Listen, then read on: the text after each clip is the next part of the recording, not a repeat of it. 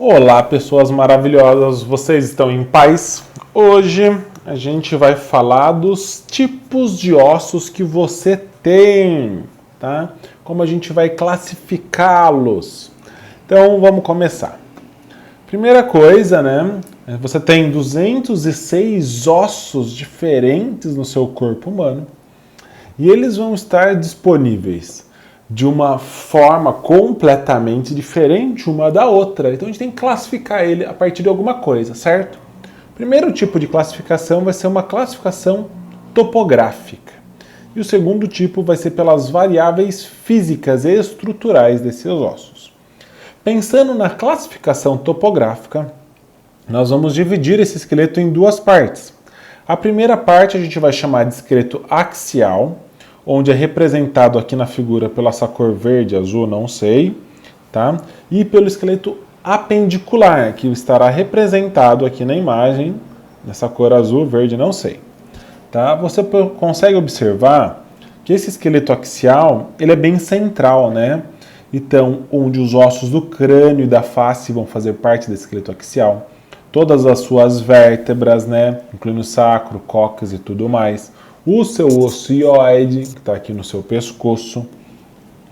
Ainda, os ossos também da sua caixa torácica, como, por exemplo, o externo e as costelas. Dessa maneira, nós teremos 80 ossos constituindo o nosso esqueleto axial.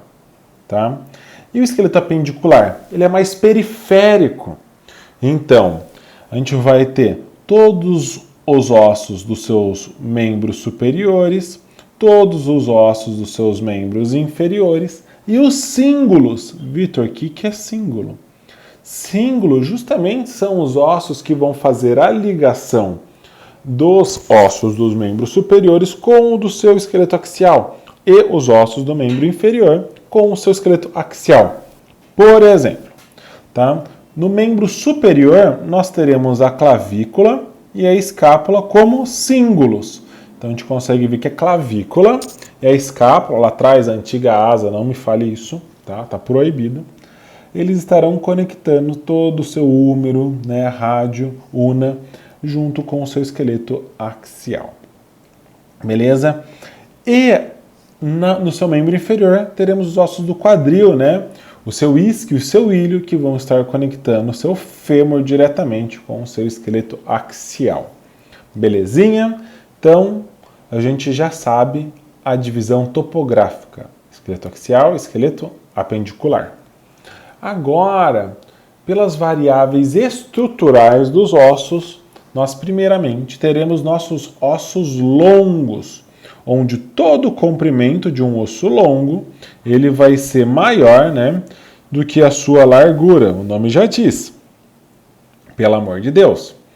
E esse osso longo, ele vai ter algumas características próprias. Por exemplo, a região média desse osso longo, a gente vai chamá-la de diáfise, e toda a ponta desse osso longo, a gente vai chamá-las de epífises. Como você terá duas epífises, segue a regra.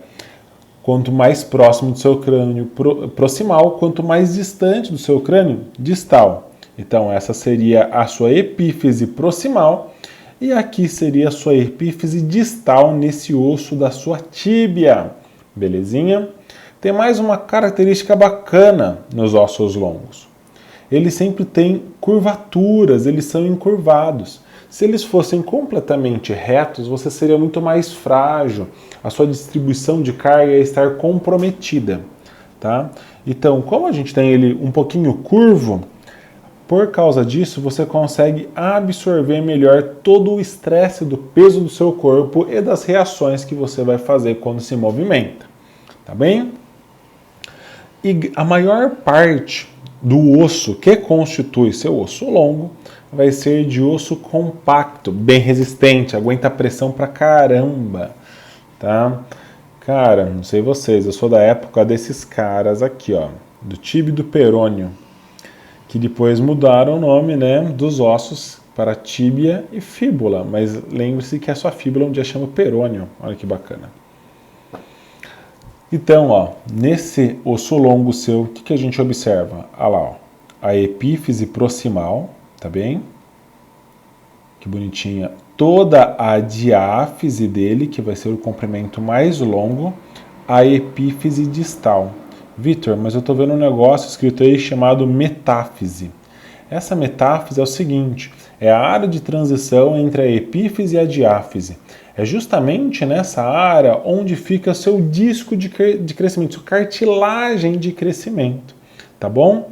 Então você vai ter aqui, ó, uma linha epifisial, onde mostrou o último lugar onde você terminou de calcificar, onde você estava crescendo ao longo do tempo, tá? Onde estava ainda gerando novas massas ósseas, ok?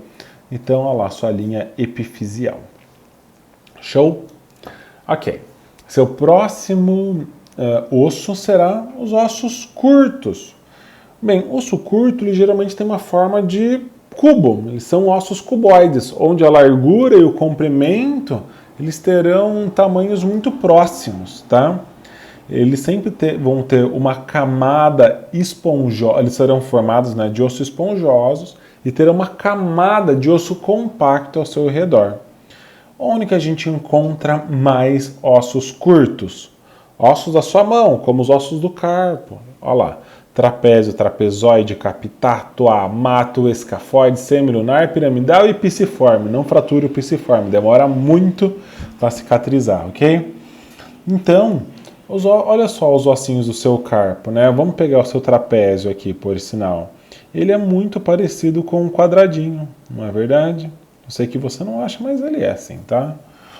E também nós teremos alguns ossos do tárcio que também serão curtos. Por exemplo, olha os seus ossos cuneiformes, o medial, o intermédio ou o lateral. Tá? São todos ossos que eles parecem facilmente um cubo. Olha o cuboide, o nome dele já diz, olha, cuboide. Tá? Então, ossos curtos têm formas de cubo ou próximo a isso. Bem, e ossos planos?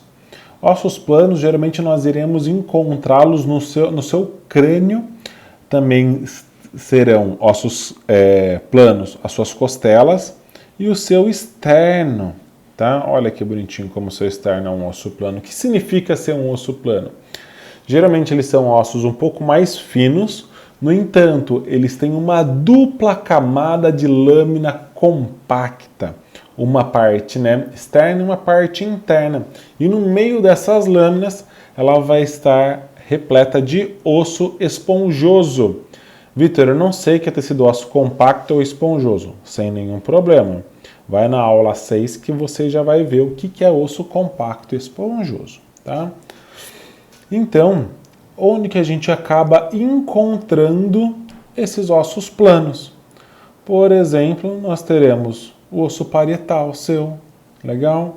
Como eu disse, o externo e as costelas ali. Show? Esse tecido ósseo esponjoso no meio dessas lâminas compactas, a gente vai chamar de diplói, ok? Então essa vai ser uma estrutura diplói. Show! Depois nós teremos ossos irregulares. Cara, olha isso aqui. Fala pra mim o que isso parece. Parece aquelas figuras de psicólogo, não é? Acho fantástico aqui. Pá. Então, isso aqui é seu osso zigomático, meu filho. Isso aqui, ó, é uma vértebra sua. Isso aqui é seu osso calcâneo. Mas, Vitor, calcâneo do tarso não é curto? Não. Esse é o irregular. Pensa no cuboide, nos cuneiformes, curtos. Calcâneo, irregular. Tá?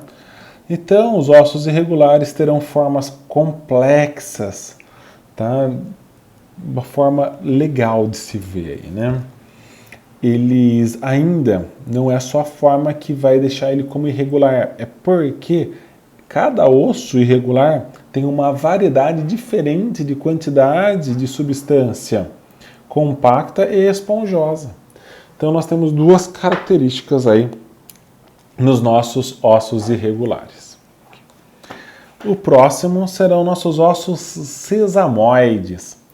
Olha, quem deu esse nome foi o Cláudio Galeno, lá por mais ou menos 1160 depois de Cristo, onde que ele observou que os ossos tinham, né, a semente de sésamo. Interessante.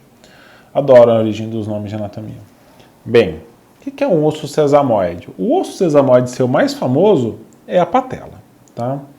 Ele vai ser um osso que ele se desenvolve em tendões, principalmente em tendões onde há atrito constante, onde tem forças compressivas e estresse físico o tempo inteiro. E ele vai se desenvolver lá justamente para proteger esse tendão contra o uso excessivo dele. Sabe onde que você também tem geralmente um osso sesamoide? Aqui, na sua mão, lá no seu dedão. Geralmente forma um osso sesamoide lá, tá? Por causa do tamanho do estresse que você faz com esse tendão constantemente. Então, acaba encontrando ele também na palma da mão e nos pés. Então, esses ossos isolados serão nossos ossos sesamoides. E ainda nós teremos ossos pneumáticos. Pneumático já diz que é ar, né? Tem ar. E são ossos, então, que têm cavidades revestidas de mucosa, consequentemente formam uma bolsa de ar lá dentro. E essa bolsa de ar a gente vai chamar de seios. Então, na maxila, você vai ter um seio maxilar de cada lado.